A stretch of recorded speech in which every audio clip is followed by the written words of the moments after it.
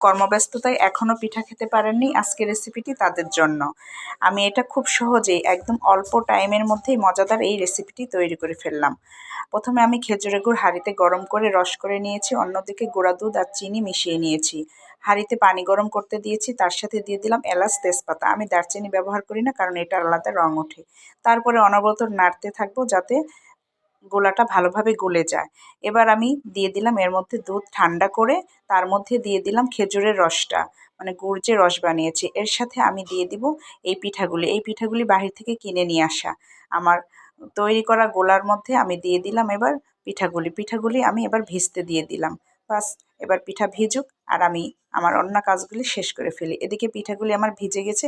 বাস, তৈরি হয়ে গেল আমার মজাদার দুধ চিতই। আর ডেকোরেশন, এবং এমনিতেই আমার বাদাম পছন্দ, তাই আমি দিয়ে দিলাম বাদাম। এটা যার যার পছন্দ মতো। ধন্যবাদ সবাইকে আমার ভিডিওটি দেখার জন্য। সবাই ভালো থাকবেন। আল্লাহ হাফেজ।